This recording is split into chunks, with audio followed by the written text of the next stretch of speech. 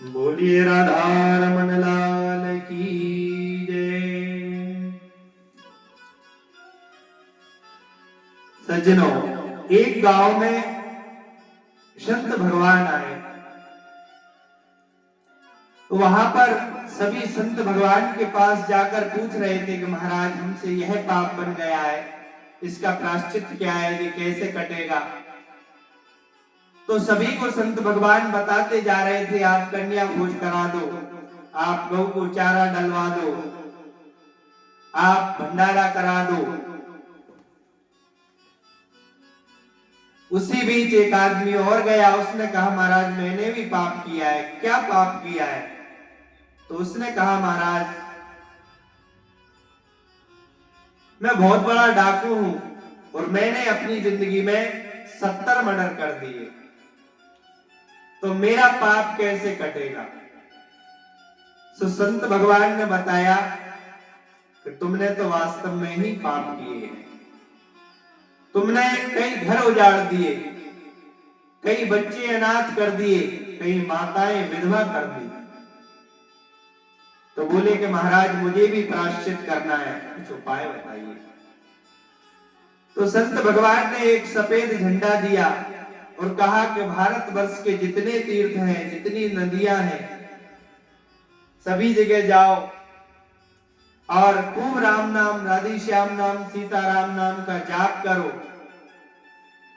और खूब जो है गंगा यमुना सरस्वती आदि नदियों में डुबकी लगाओ।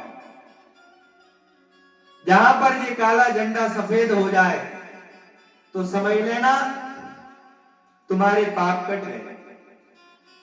अब वो जाता है, बद्रीनाथ भी गया, केदारनाथ गया, यमुनोत्री गया, गंगोत्री गया, काशी बनारस गया, रामेश्वरम गया, सभी तीर्थों में गया।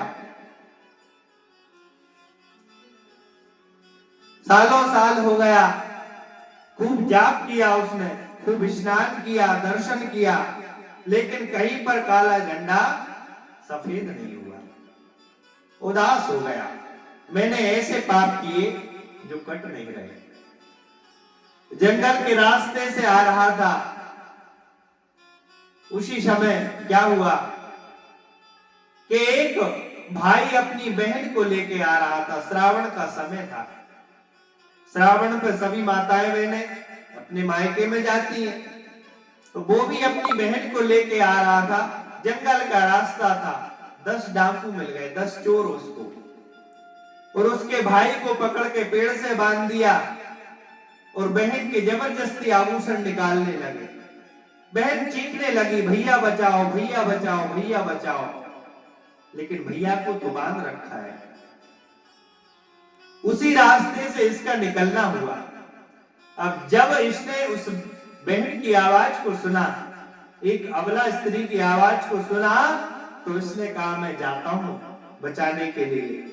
लेकिन फिर विचार आया कि अभी 70 से ही तो पीछा नहीं छूटा, 70 से ही पीछा नहीं छूटा, मेरा झंडा काला से सफेद तो हुआ नहीं है।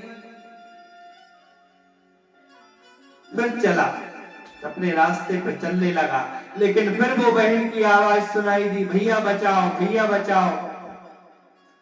उसने कहा कि काला झंडा सफेद तो हुआ ही नहीं है।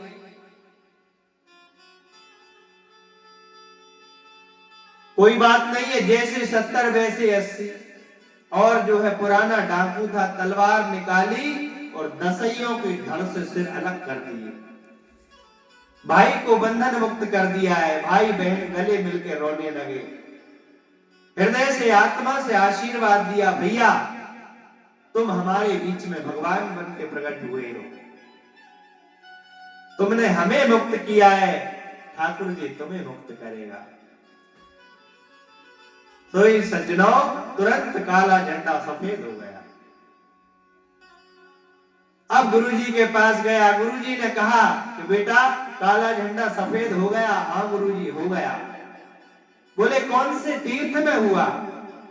बोले गुरुजी कोई से तीर्थ में नहीं हुआ, जैसे 70 वैसे 80 तीर्थ में हुआ।